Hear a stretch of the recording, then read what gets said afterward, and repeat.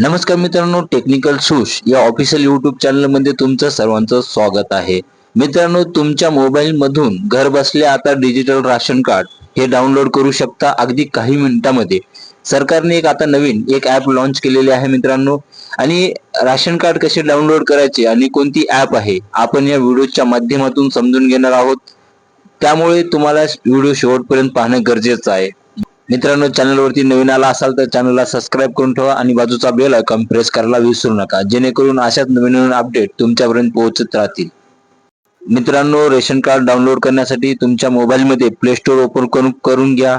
मेरा ration type केल्यानंतर तुमच्या समोर एक ऍप्लिकेशन दिसेल आणि तो इन्स्टॉल केल्यानंतर ओपन करून घ्या. ओपन केल्यावर तुम्हाला सर्व परमिशन अलो करून घ्यायच्या आहेत.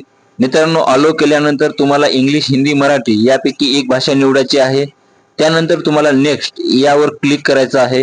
हे झाल्यावर आता गेट स्टार्ट या बटनावर क्लिक करून आता तुम्ही एक नवीन पेज ओपन होणार आहे आणि तिथे दोन ऑप्शन दिसणार आहेत मित्रांनो, बेनिफिशरी युजर आणि डिपार्टमेंट युजर. आपल्याला बेनिफिशरी युजर यावर क्लिक करायचं आहे. त्यानंतर तुम्हाला घरातील कोणाचा तरी आधार क्रमांक टाकायचा आहे, जेणेकरून तो आधार क्रमांक मोबाईल लिंक असणं आवश्यक आहे. आधार क्रमांक टाकल्यानंतर तिथं खाली कॅप्चा कोड टाकायचा आहे. कॅप्चा कोड टाकल्यानंतर तुमच्या मोबाईलवर एक ओटीपी येणार आहे. ओटीपी टाकून झाल्यानंतर तुम्हाला व्हेरीफायचा एक मेसेज येईल. त्यानंतर तुम्हाला क्रिएट पिन चा ऑप्शन येणार आहे मित्रांनो. क्रिएट पिन टाकून तुम्ही तुमचा रेशन कार्ड डाउनलोड करू शकता. व्हिडिओ आवडला तर व्हिडिओला लाईक आणि चॅनलला सबस्क्राईब करा.